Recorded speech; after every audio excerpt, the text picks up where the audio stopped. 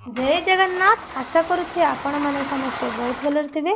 आज वीडियो सुदशा व्रत। सुदशा व्रत केबे पड़ुची, केउं दिन पड़ुची ओ नुआ व्रतधारी यही सुदशा व्रत करें कि नहीं और पुराणा व्रतधारी सुदशा व्रत रे कौन पिंधिले माँ लक्ष्मी प्रसन्न होती, भाग्य और भविष्य तो उन्नति होता है। ताले एसबू जानिया पूर्व जो मैंने मो चैनल को नुआ देखुंत वीडियो तले सब्सक्राइब बटन को क्लिक करूँ, पाखे थे बेल आइकन ऑल ऑप्शन को प्रेस करूँ, जहाद्वारा कि मुझे कौन वीडियो अपलोड करी आपण मैंने सर्वप्रथमे देखिपारे। तेज चलते शुणी नवा आज वीडियो। शुक्ल पक्ष दशमी तिथि गुरुवार रे पड़े ताहा सुदशा व्रत रूपे पालित हुए। एथिरे माँ लक्ष्मी को पूजा करा जाय थाए। सुदशार अर्थ भल समय, किंतु पल्ली मानसरे संभवतः सुदशा शब्द सहित 10 संख्याटी संयोजित होइछि।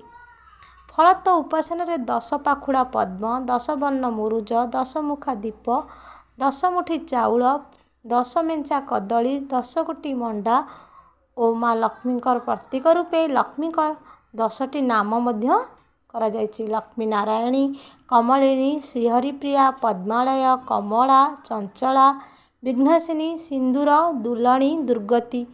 माँ को विष्णु पाटराणी मध्य कहा जायଥାଏ। माँ का नाम ने 10 क्षय धला सूतार एक व्रत पूजा करा जायथिबा विधि रही। से व्रत को परवर्ती सुदशा व्रत पर्यंत बाहुरे धारण करा जायଥାଏ। यही पर्व ओडिशा रे विशेषतः याकू केवल ओडिया महिला हिंदू माने पालन करिथांती। भारत रे अन्य राज्य रे बा भारत बाहर यही ओषा व्रत देखा जाए नहीं। चलतु जानिबा सुदशा व्रतर कहानी। जैनका विधवा ब्राह्मणी नदी जल आनिबा समय निज व्रतटी को हजई देथिले। व्रत हराइबा रे से विधवा ब्राह्मणी विकल भावे कांदुथिबार बेले नल राजा देखिथिले और तांकर से विधवा लोकर विधवा ब्राह्मणीर दुख दूर करने पाई नल राजा सत्यबंध होई नल राजा निज राणी ठारू व्रत आनी ब्राह्मणी को देले देइछंती। व्रतटी लक्ष्मी प्रतीक होइतिबारु व्रत दान कले लक्ष्मी छड़ा हेबार कथित थिबारु राणी अत्यंत कुंठार सह व्रतटी को देइछंती। व्रत दान परे तांकर सकल संपद और सुख ऐश्वर्य अपहृत होई राजा और राणी लक्ष्मी छड़ा और श्रीहीन होई पड़िछंती। जावतीय दुख दुर्दशा भोग कला पर राणी पुण्यश्च आर वर्ष भी यथा विधि रे सुदशा व्रत पालन करिया परे सेमानकर समस्त अपहृत सुख सौभाग्य फेरी आछि। यह थिला व्रतर कहानी। मु आपण मानको संक्षिप्त रे कहिदेली। ओडिया घरर प्राचीन परंपरा तथा संस्कृति तांको अन्य मानक स्वतंत्र रखा थाए। 12 मासरे 13 पर्व बा 13 ओषा ता सब रही पारंपरिक पालन करिवार भिन्न भिन्न नीतिकांत। तेबे पवित्र सुदशा व्रत ओडिया गृहिणी को मुख्य पर्व माता लक्ष्मी को यही दिन समर्पण करा जायछि। यह करबा द्वारा घरे धन लाभ होता है, संतान सुख मिलवा सह परिवार रे सुख समृद्धि होता है।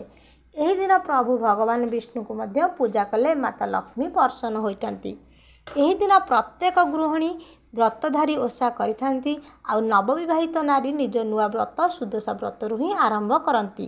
किंतु यही मास एप्रिल 18 तारिख 2024 मसीह पड़ुवा सुदशा व्रत नुआ व्रतधारी माने करिवे नहीं। कहीं ना यही तिथि विवाह व्रत आदि शुभ कर्म पड़ु नथिबा हेतु तेबे नुआ करी व्रत आरंभ करिहेब नाही। सेहीपरि पुराणा व्रतधारी एहाकु पालन करि परिबे। जेहेतु चैत्र मास शुक्ल पक्ष दशमी तिथि रे कौनसी शुभ कर्मर संयोग नाही, पुराणा व्रतधारी व्रत करिबे। शुभ संयोग नथिबारु नुआ व्रतधारी माने व्रत करि परिबे नाही।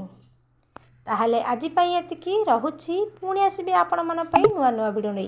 ताहले वीडियो तले थे रेड कलर सब्सक्राइब बटन को क्लिक करंतु और छोटे लाइक टे करंतु, कमेंट रे 2 धड़ी निश्चय लिखंतु। रहुछि। जय जगन्नाथ।